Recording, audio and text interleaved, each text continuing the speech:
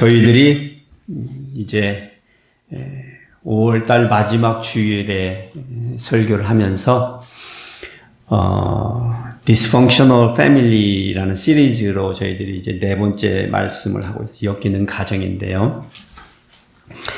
사무엘하 마지막 장을 다루면서 다윗에 대해서 좀 말씀을 나누려고 합니다.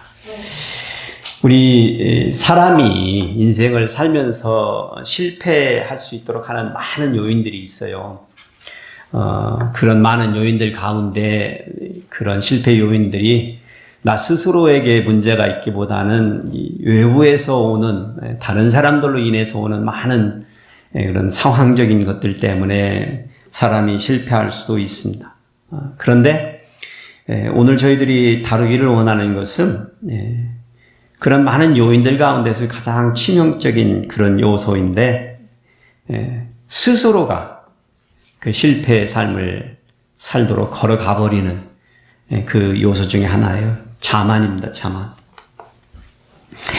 사람이 스스로를 과소평가를 하면 그저 혼자서 별 볼 일 없이 살다 가는 거겠죠. 과소평가를 하는 삶을 살면. 그런데 나 스스로가 너무 과대평가를 하는 삶을 살면, 그러니까 자만에 빠진 그런 삶을 살면 스스로도 볼 수도 없고 내 옆에 있는 다른 사람들도 제대로 볼 수 없기 때문에 우리가 문제가 됩니다. 이 자만의 정확한 사전적 의미는 자신이나 자신과 관련이 있는 것을 스스로 자랑하며 뽐내는 것이다 라고 이렇게 간략하게 나와 있는데요. 이거는 이 self-esteem이죠. 그러니까 자존감하고는 좀 다른 것 같아요. 자존감. 자존심과 자부심 이런 것들과는 비슷하지만은 이 자만은 이 스스로만을 높이려는 본능, 자신을 높이려는 본능 때문에 내 옆에 있는 사람들을 어쩔 수 없이 낮추게 되는 그런 결과를 가져오기 때문에 우리 속에서 교만의 심리가 우세해지기 때문에 이런 심리를 가지고 있는 사람들, 잘 나가던 사람들 또 방심하는 사이에 갑자기 패망의 길을 걷기도 하는 것을 봅니다. 이러한 이야기거리들 우리는 드라마라든지 영화라든지 이런 걸 보면 기고만장한 힘이 센 사람이 자만한 틈에 주인공한테 당하는 그런 극들을 보신 경험이 있을 거예요. 그런데 굳이 드라마나 영화에서 이런 예를 찾지 않아도 사실은 이런 자만으로 인하여 우리 스스로의 자만에 빠져서 벌어지는 일들이 우리 주변에서 생각 외로 비일비재하게 일어나고 있습니다. 그래서 오늘 설교 키워드는 자만이라는 단어로 정했습니다. 오늘 본문에 나오는 다윗 왕도 스스로 자만의 포로가 된 삶을 살아서 실패를 맛본 사람 중에 하나입니다. 그래서 오늘 우리는 이 다윗이 어떻게 자기의 자만을 통해서 실패의 길을 갔는지를 거울을 삼아서 우리가 믿는 하나님은 어떤 분이신지 포커스를 다윗에게 맞추는 것보다 그런 우리를 딜해 주시는 하나님은 어떤 하나님이신지를 오늘 배우기를 원합니다. 이 교독의 말씀은 24장 1절에서 10절까지 하겠습니다. 나는 자만해 본 적이 있는 것 같다. 살면서 그래 본 적이 있는 것 같다 하시는 분 먼저 읽으시고 그 다음에는 내가 자만했기에 내 옆에 있었던 다른 사람들이 좀 피해를 본 적이 있는 것 같다 라고 느끼시는 분 두 번째로 읽어보시겠습니다. 시작. 여호와께서 다시 이스라엘을 향하여 진노하사 그들을 치시려고 다윗을 격동시키사 가서 이스라엘과 유다의 인구를 조사하라 하신지라. 이에 왕이 그 곁에 있는 군사령관 요압에게 이르되 너는 이스라엘 모든 지파 가운데로 다니며 이제 단에서부터 브엘사바까지 인구를 조사하여 백성의 수를 내게 보고하라 하니 요압이 왕께 이르되 아르되 이 백성이 얼마든지 왕의 하나님 여호와께서 100배나 더하게 하사 내 주 왕의 눈으로 보게 하시기를 원하나이다. 그런데 내 주 왕은 어찌하여 이런 일을 기뻐하시나이까 하되 왕의 명령이 요압과 군대 사령관들을 재촉한지라 요압과 사령관들이 이스라엘 인구를 조사하려고 왕 앞에서 물러나 요단을 건너 갓 골짜기 가운데 성읍 아로엘 오른쪽 곧 아셀 맞은쪽에 이르러 장막을 치고 길르앗에 이르고 닷딤후시 땅에 이르고 또 가나안 땅에 이르러서는 시돈으로 돌아 두로 견고한 성에 이르고 히위 사람과 가나안 사람의 모든 성읍에 이르고 유다 남쪽으로 나와 부엘세바에 이르니라. 그들 무리가 국내를 두루 돌아 9달 20날 만에 예루살렘에 이르러 요압이 백성의 수를 왕께 보고하니 곧 이스라엘에서 칼을 빼는 담대한 자가 80만 명이요 유다 사람이 50만 명이었더라. 다 같이 읽으시겠습니다. 다윗이 백성을 조사한 후에 그의 마음에 자책하고 다윗이 여호와께 아뢰되 내가 이 일을 행함으로 큰 죄를 범하였나이다. 여호와여 이제 간구하옵나니 종의 죄를 사하여 주옵소서. 내가 심히 미련하게 행하였나이다 하니라. 아멘. 사무엘하 저자는 하나님께서 이스라엘을 향하여 진노하셨다라는 사실을 오늘 이야기의 초반부에 거론하면서 이야기를 시작합니다. 그러니까 이 오늘 벌어지는 사건의 발단은 하나님이 개입하셨다라고 말하고 있는 것이죠. 그래서 저는 오늘 서론에 말씀드린 바와 같이 하나님이 개입하신 이 사건, 그래서 다윗에게 초점을 맞추기보다는 하나님에게 초점을 맞춰서 오늘 말씀을 풀어야 되겠다라는 그런 생각을 했습니다. 다윗 왕이 자만의 포로가 되어서 그 인생이 이제 꼬여가는 것이죠. 그러한 때 그 다윗의 인생에 어떻게 하나님이 개입하셨는지를 배워보려고 하는 것입니다. 첫째로 하나님께서 다윗을 격동케 하셨다라는 거예요. 이게 사실 오늘 본문의 난해 구절입니다.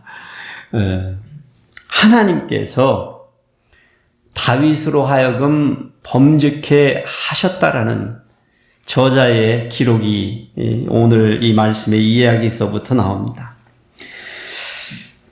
그런데 저는 이거를 두 번째 센텐스에 이렇게 해석을 해서 달았습니다. 하나님께서 그를 기억하셨습니다 라고 해석해서 의역을 해서 제가 달아놨습니다. 저자는 겉으로는 하나님께서 다윗으로 하여금 그러한 일을 행하도록 개입하신 것을 얘기를 하고 있습니다. 그런데 하나님께서는 다윗을 기억하셨다라는 말씀으로 저는 여러분에게 말씀을 전하는 것입니다.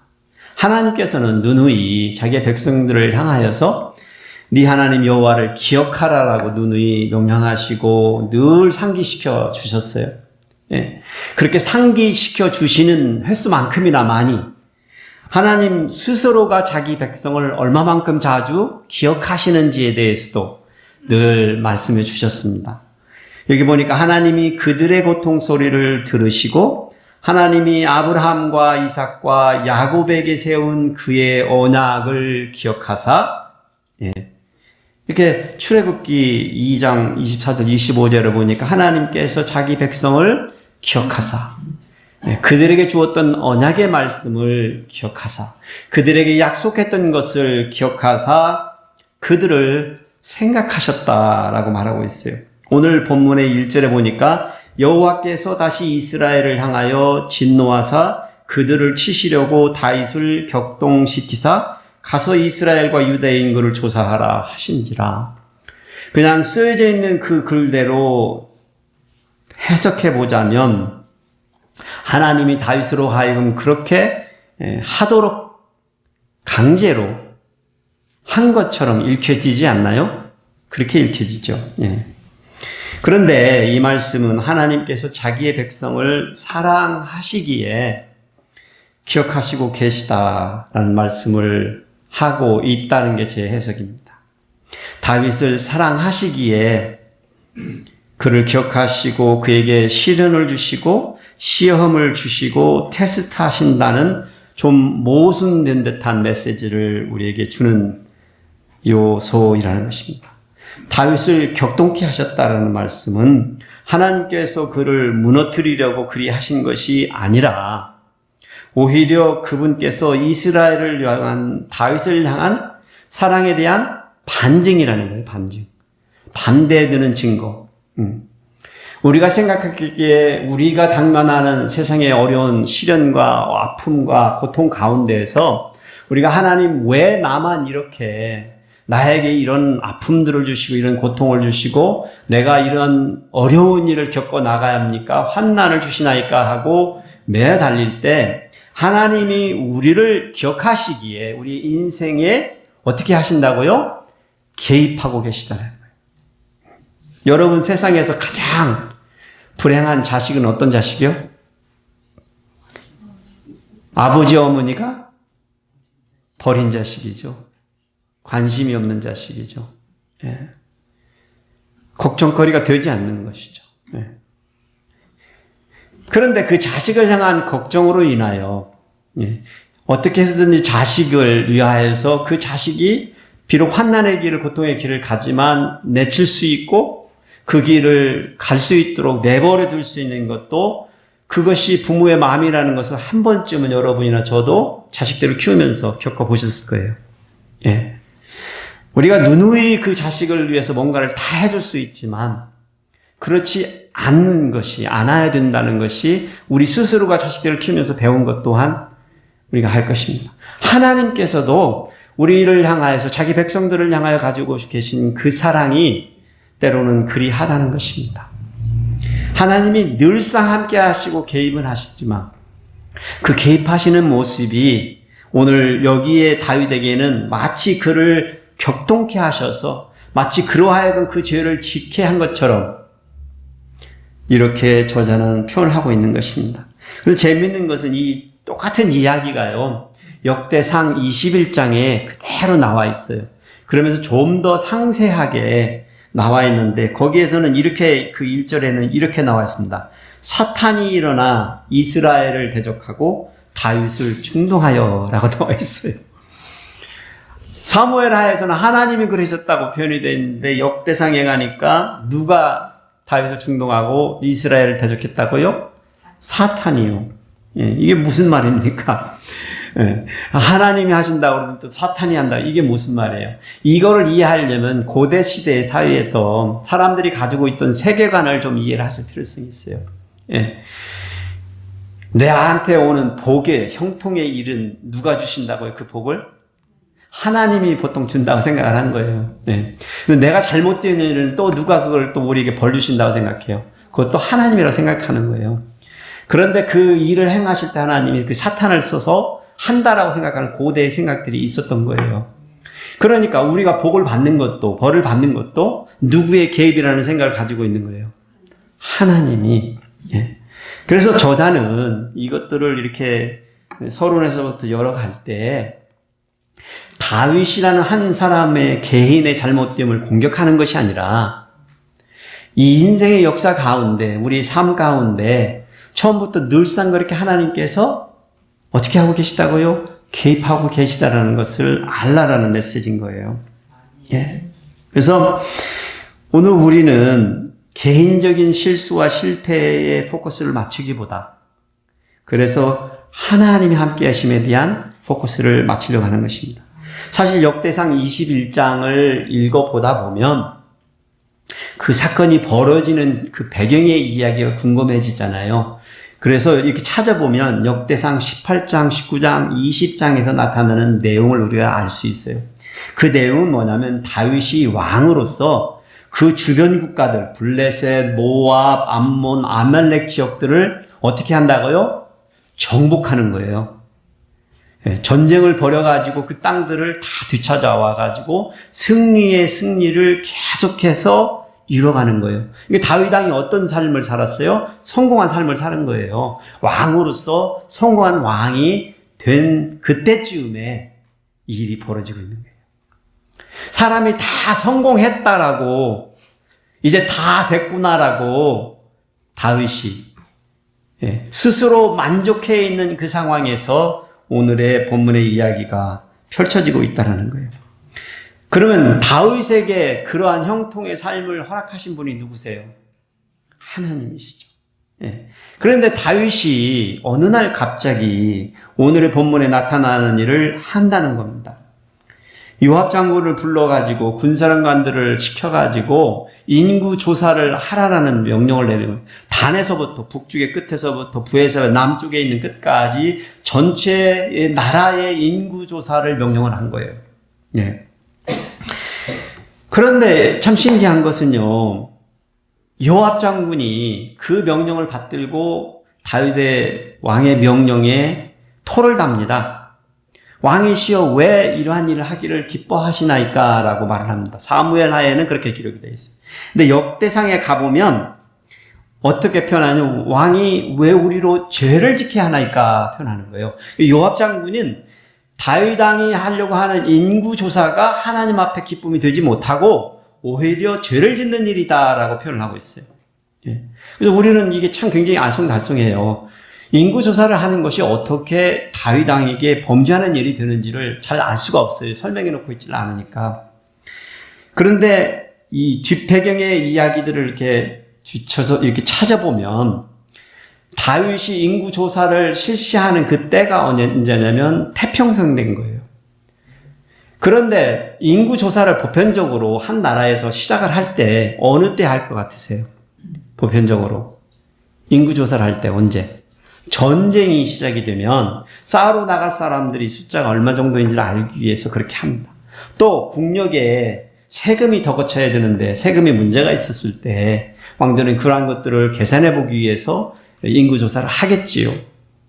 대체적으로 태평성대에는 인구조사를 하지 않는 거예요. 잘 되고 있는 거잖아요. 모든 것이 다 잘 되고 있는 상황에서 왜 다윗이 그러면 다윗 왕이 인구조사를 하려고 했을까요? 그 이유가 본인이 원하는 것, 내가 얼마나 많은 백성을 가지고 있는지를 알아보고 싶은 거예요. 내가 얼마나 큰 나라의 왕인지를 알고 싶은 거예요. 내가 얼마나 성공한 사람인지를 알고 싶은 거예요.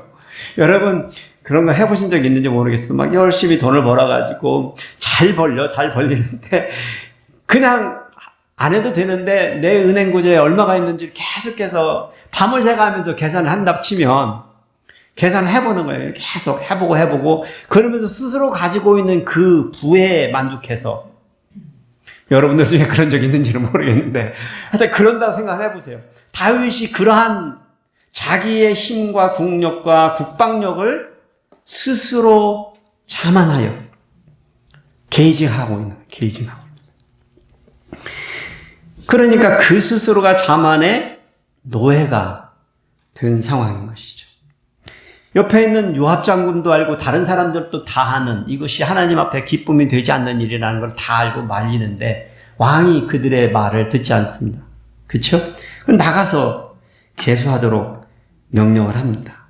그래서 요압이 초이스가 없으니까 선택권이 없으니까 사령관들 데리고 나가서 이제 뭐 군인이지만 전쟁도 없으니까 나가서 인구조사를 하는 것입니다. 기간이요 9달 20일간이 걸렸다는 거예요.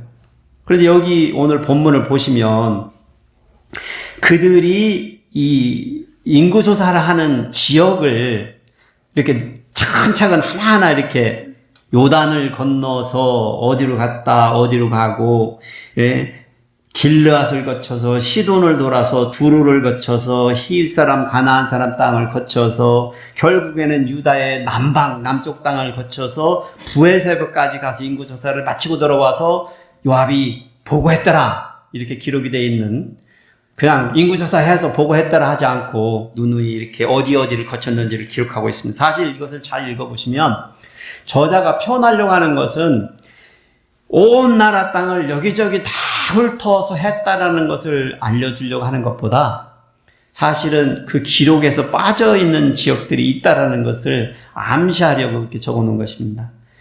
그런데 이걸 어떻게 하냐면 역대상에 가보면 이렇게 21장 6절에 기록하고 있습니다.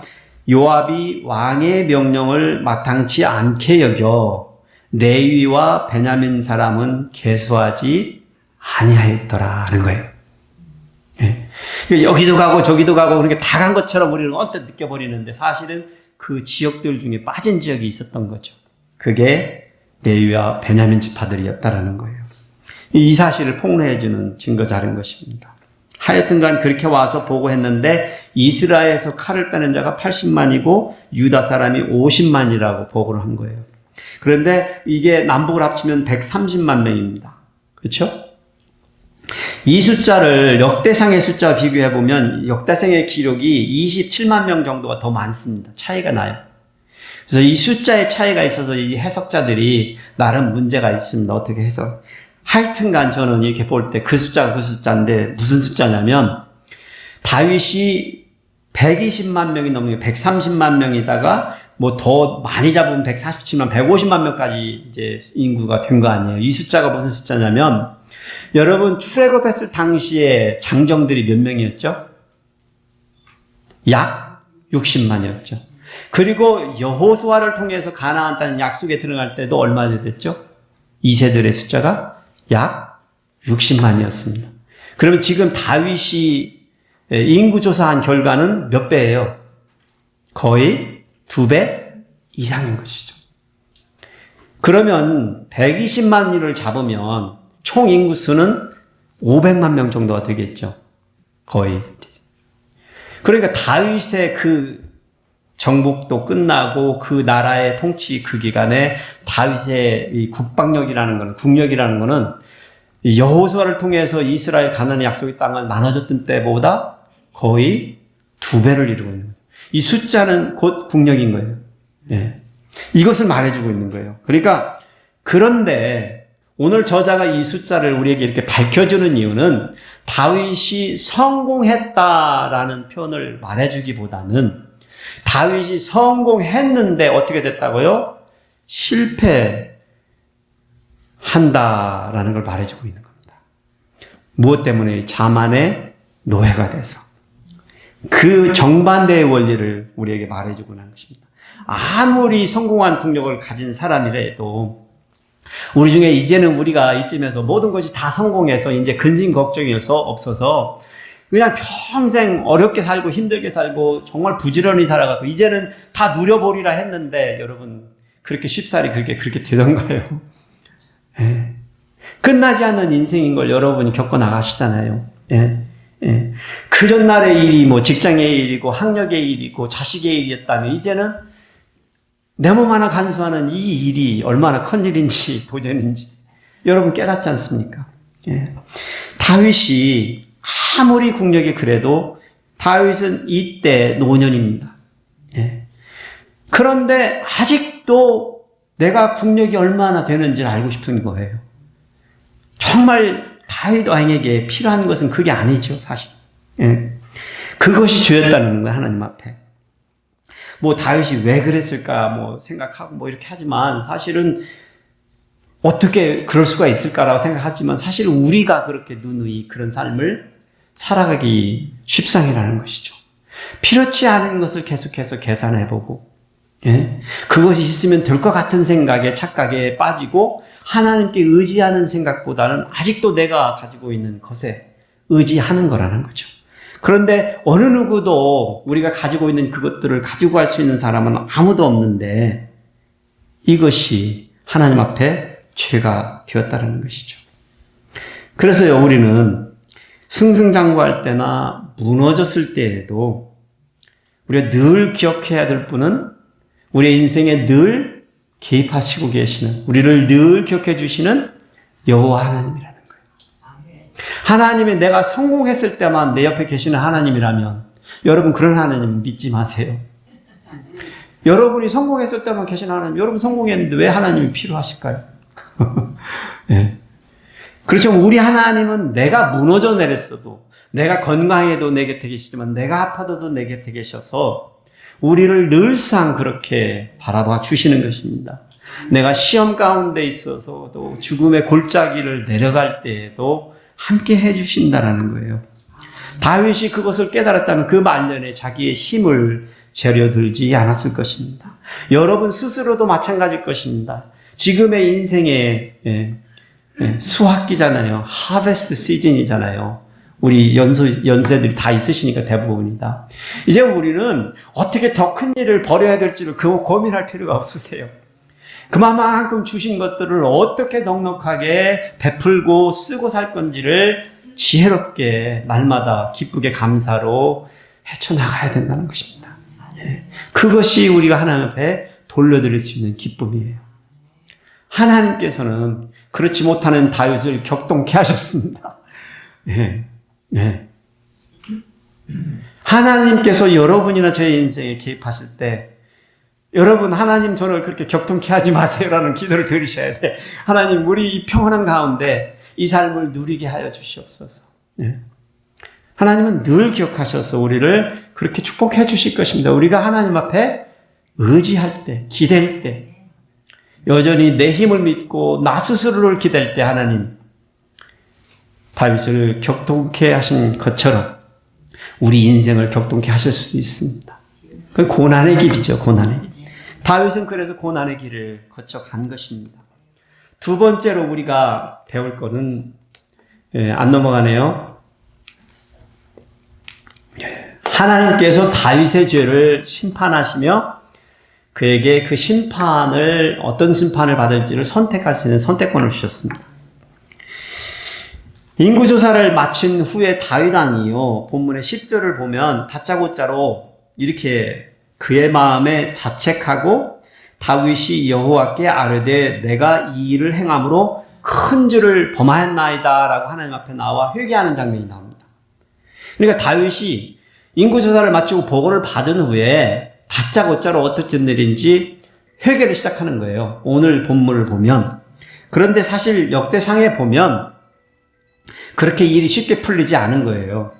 이를 보니까 역대상 21장 7절에 보면 사실은 하나님이 이 일을 악하게 여기사 이스라엘을 치심해.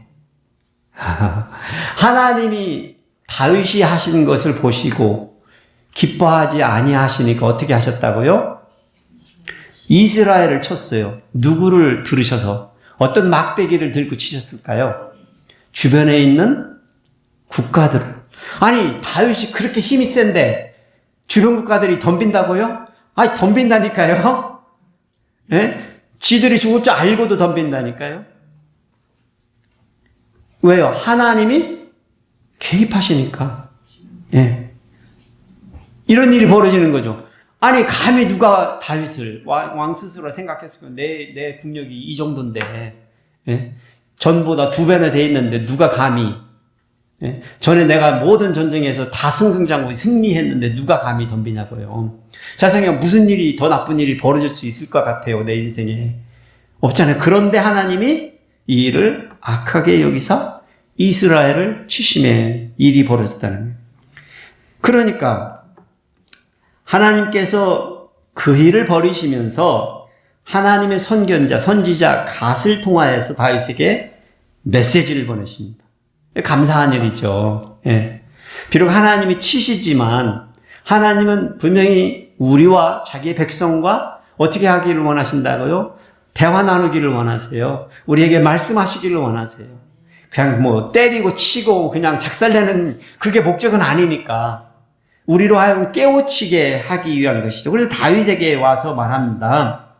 야, 내가 너를 이제 심판을 하려고 하는 너의 잘못에 대해서 벌을 주고 싶은데 벌을 줘야 되는데 네가 3가지 중에 하나를 고르게 할게 얘기를 하시는 거예요. 네.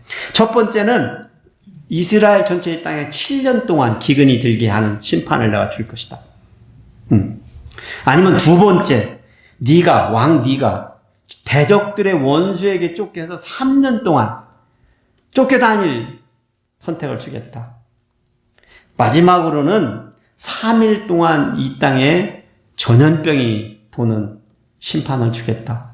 어떤 심판을 네가 받을래? 다윗 왕에게 물은 거예요. 그러니까 다윗 왕이 여호와께서는 국률이 크시니 우리가 여호와의 손에 빠지고 내가 사람의 손에 빠지지 아니하기를 원한다 그래요. 차라리 사람들에게 당하는 것보다 하나님, 국률하신 하나님의 손에 당하겠습니다라고 해서 3일짜리 전염병을 고른 거예요. 3일만 당하고 나면 그냥 쉽사리 끝날 거라고 생각한 거예요, 다윗 왕이. 굉장히 고생하면서 맞는 선택을 한 것처럼 느껴지시죠? 네.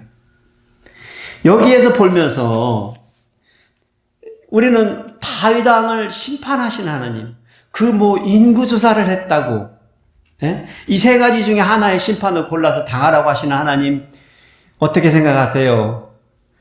별로 마음에 안 드시죠? 왜 그러시냐고요, 하나님이. 좋으신 사랑의 하나님, 왜 그러시냐고요. 이렇게 생각할 수도 있겠지만, 사실 인생에 있어서의 그런 자만에 빠져서 스스로 실패하는 인생을 걸어가는 사람에게 있어서는요, 어느 누구도 관여하지 않는 게 불행이에요. 그 사람이 그렇게 잘못된 길을 갈 때 내버려 두는 게 불행이라고요. 하나님께서는 지금 다윗의 인생에 이스라엘의 나라에 어떻게 하시는 거예요? 계속해서 개입하시기를 원하시는 것이죠. 깊숙하게. 왜요? 그들로 하여금 하나님께서 그들을 사랑하신다는 것을 어떻게 하기 위해서? 알게 하기 위해서. 내 인생에 어느 누구도 주목하지 않는다면, 내가 이렇게 살든 저렇게 살든 아무도 상관하지 않는다면 얼마나 쓸쓸하고. 그래요.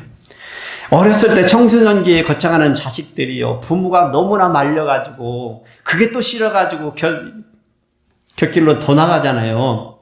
그런데 철이 들고 나면 자기 곁에 그런 부모, 잔소리해줄 부모들이 없는 어른이 돼가지고 다 떠나버린 부모님이 없어서 이제 고어처럼 사는 그 인생에서 내가 잘못 가도 나에게 잘못했다고 말해줄 수 없는 부모가 없었을 때 사랑해주는 부모를 그리워하거든요.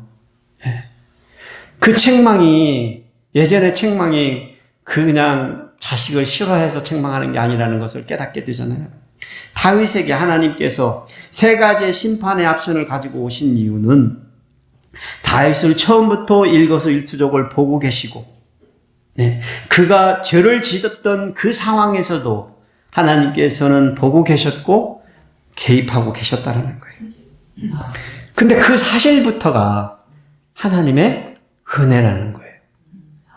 이거를 깨달으면 이 사실을 아는 것부터가 우리가 하나님의 은혜를 누릴 수 있는 겁니다.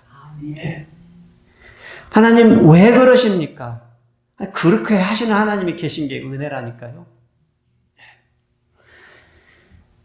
저자는요, 다윗이 넘어진 그 자리에서부터 하나님께서 그를 격동시켰다라는 증언으로 이걸 그렇게 강력하게 우리에게 말하기를 원해서 그렇게 묘사해주고 시작한 것입니다. 하나님의 다윗을 향한 관심은요, 선지자 갓을 보내주심으로써 구체적으로 드러나게 되는 것이죠. 다윗 왕에게 말해주시는 것이요, 네가 잘못했다, 죄를 지었다, 이렇게 심판을 받아야 할 것이다. 하나님께서는요, 죄를 드러내 주시고 죄를 지은 다윗을 버리지 아니하시는 거죠. 버리지 아니하시는. 여전히 사랑하시는 하나님의 긍휼하심을 드러내시는 것이죠. 하나님이 긍휼을 베푸신 것이죠.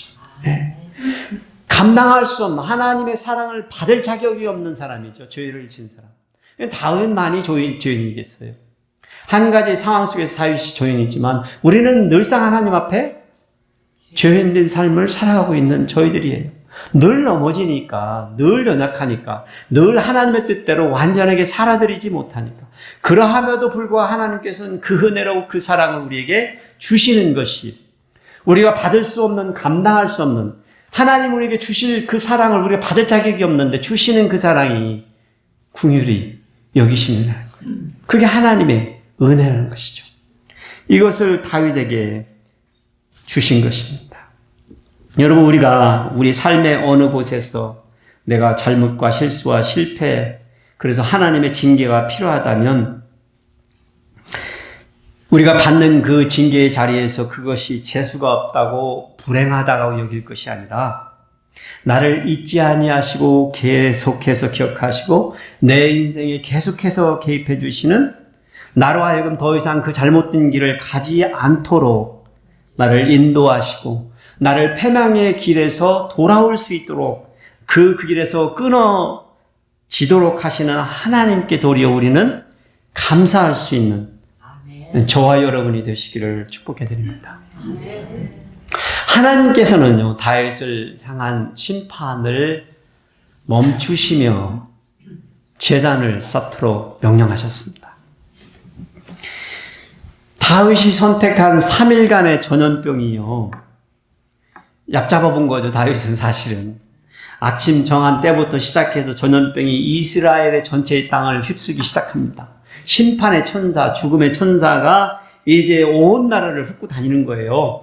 제 북쪽에 단에서부터 시작해서 북쪽에서부터 온 나라를 휩쓸면서 브엘사바까지 휩쓸고 내려오는데 7만 명이 죽었어요. 7만 명.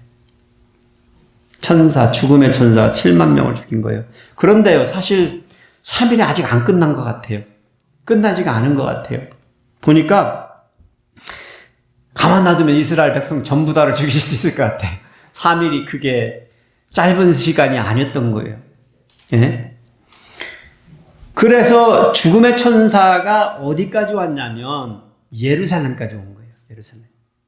예루살렘은 이제 도성, 수도를 치려고 보니까, 다윗이 보니까 그 천사가 와 있는 게 보여요.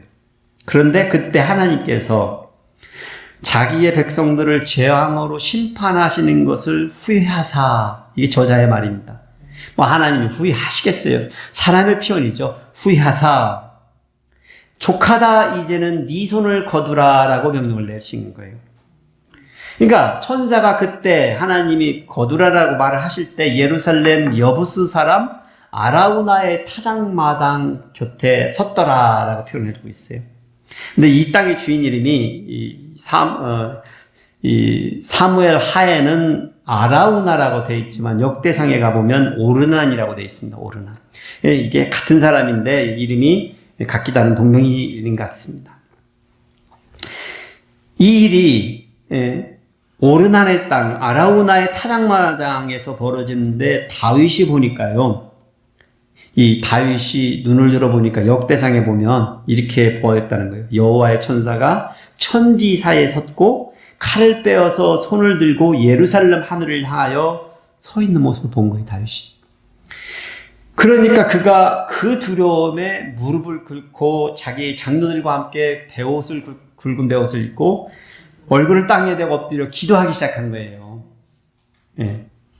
7만 명이 죽어 나갈 때까지는 금방 지나가리라고 아직 회개를 하지 않았었는데, 예루살렘에 와가지고 그런데 기도 내용을 한번 보세요. 재밌습니다.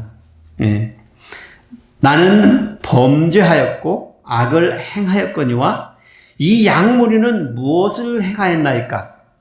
청하건대 주의 손으로 나와 내 아버지의 집을 치소서라고 기도를 해요. 굉장히 고상한 기도를 했죠.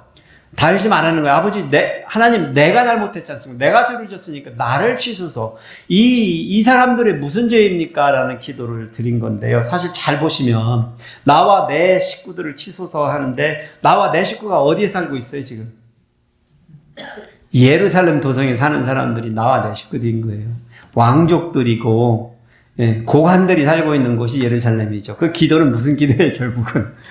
하나님 치지 마소서라는 기도예요. 고상해 보여도.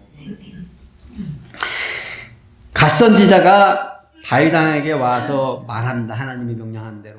너는 올라가서 여부스 사람 아라우나의 타작마당에서 여호와를 위하여 제단을 쌓아소서라고 말해 줍니다. 이게 하나님의 명령이에요. 결국 하나님의 명령을 받은 다윗이 아라우나의 타작마당으로 가보니까 아라우나가 거기에 있어요. 가서 이 땅을, 이 마당 터를 하나님한테 제사를 지낼 수 있게끔 달라, 나한테 팔으라 라고 그러니까 아라우나가 뭐라 그래요? 왕이 팔으라고 그러니까 그래요, 이 가격에 주세요 라고 말할 사람이 있겠어요? 거저 가져다가 쓰세요 그러잖아요. 그러니까 왕이 아니다, 그럴 수는 없다 해가지고 50세겔, 은 50세겔을 주고 그 타작마당을 산 거예요. 그런데 재밌는 사실은 이 역대상에 가보면 금 600세겔로 그 땅을 샀다고 기록이 되어 있어요. 금 600세겔하고 은 50세겔하고 차이가 엄청납니다. 그래서 보면은 은 50세겔로 그 제사를 드릴 소와 그 마당터를 산 거예요. 그런데 나중에 역사적으로 보면 훗날에 그 오르난의 마당의 터에 무엇이 세워질까요? 역사적으로 솔로몬의 성전이 세워집니다. 그래서 그 땅을 나중에는 더 큰 땅을, 그러니까 이제 마당 뜰만 산 게 아니라 성전을 지을 수 있는 온 터를 600세겔을 주고 구입한 현황을 역대상에서는 기록하고 있을 것이라는 게 해석입니다. 그렇게 해서 그 땅을 사서 그 땅에다가 제단을 쌓고 하나님 앞에 번제를 드리니까 하나님께서 그의 기도를 들어주시죠. 그래서 하늘에서 불이 내려서 번제단에 번제물을 태우는 역사가 벌어지는 것이고, 하나님이 명령하사 죽음의 천사가 칼을 거두도록 해서 더 이상 전염병이 돌지 않는 일이 있었다라고 이야기가 매듭되어져 가고 있습니다. 저희들이 여기 이 본문을 통해서 배울 점들은요, 하나님은 언제나 교만의 포로가 되어가는 이 자기의 백성들을 기억하시고 늘 변치 않는 그 사랑으로 심판하신다는 거예요. 하나님의 크신 국률은 언제나 심판을 그치게 하신다는 거예요. 예, 죄 흔든 우리를 그 앞에 나와 다시 경배할 수 있도록 하신다는 거예요. 이게 참 아이러니한 거예요. 예, 우리를 심판을 하시는데 하나님의 죄에 대한 심판은 뭐죠? 성경적으로 죄의 싹은 사망입니다. 그래서 사실 죄 크거나 작음의 문제가 아니에요. 그냥 조그만 hint of sin, 어떤 먼지만한 죄에 대한 싹은 하나님 입장에서 보면 거룩하시고 완전하신 하나님 입장에서 보면 죽음이에요. 예, 죽음이에요. 예, 하나님 앞에서는 우리가 생각하는 아무리 작은 죄도 설 곳이 없어요. 그런 자그마한 죄를 썩어도 우리가 하나님 앞에 설 수 있는 자격이 없는 거죠. 그래서 하나님께서는 심판하시면 그 심판은 완전한 심판이 아닌 거예요. 늘 항상 그냥 하나님 하다 마신 거예요. 예, 그 사랑을 알 때까지만, 하나님이 베푸시는 그 은혜와 자비를 깨달을 때까지만 하나님께서는 심판하시고, 그렇지만 결국엔 그치시고 우리가 죄인된 그 상태에서 우리로 하여금 자신 앞에 나와 예배할 수 있는 사람들이 되도록 허락해 주셨다는 거예요. 예. 다윗이 온전한 사람이 됐다고요? 아니에요. 예. 그의 기도가 고상해 보이지만 잘 두드려 보면 나와 우리 가족을 살려다는 기도예요. 아직도 여전히요. 예. 그러나 하나님은 그를 받아주시고 용서해 주시고, 예. 우리는 누누이 하나님께서 우리 죄에 대해서 정죄하신다는 것을 들어왔지만 하나님 우리가 세상을 사는 동안에 완벽하게 우리의 죄를 혼내지 않으셨습니다. 예. 우리가 마치 우리 자식들을 그렇게 혼내지 못하는 것처럼, 예. 참고 참으시면서 행여 올바른 길을 갈 때까지 기다려주신다는 것이죠. 예. 자기 앞으로 나와 온전한 예배를 드릴 수 있을 때까지 그렇게 하신 하나님의 은혜와 자비가 우리가 상상할 수도 없는 그런 indescribable한 그런 사랑이라는 것이죠. 하나님께서 우리에게 주시는 그레이스, 은혜가 바로 그런, 우리가 받을 자격이 없는 사랑을 받고 있는 거고요. 우리가 하나님께서 주시는 그 자비, mercy는요, 우리를 죽음으로밖에 심판할 수 없는데 누누이 그렇게 멈추시고 우리를 받아주시는 하나님의 사랑을 우리가 깨달으면, 예. 하나님은 자만하는 사람의 마음을 품은 사람들을 그 마음을 미워하시죠. 예. 그래서 겸손한 마음을 기뻐하십니다. 예. 그래서 하나님께서는 자신의 죄를 회개하고 용서를 구하는 다윗, 예. 어떤 모양으로든, 예. 우리는 우리의 모양으로 진실되게 나아가지만 그것조차도, 우리의 회개조차도 온전한가요? 그렇지 않다는 거예요. 우리가 하나님 앞에 나와서 드리는 예배조차도, 우리가 드리는 기도조차도, 찬양조차도 온전한 것은 하나님의 기준에 대조해서 보면 아무것도 온전한 것이 없다라는 거예요. 그런데 하나님은 은혜로 받아주시고 자비로 용서해 주시는 거예요.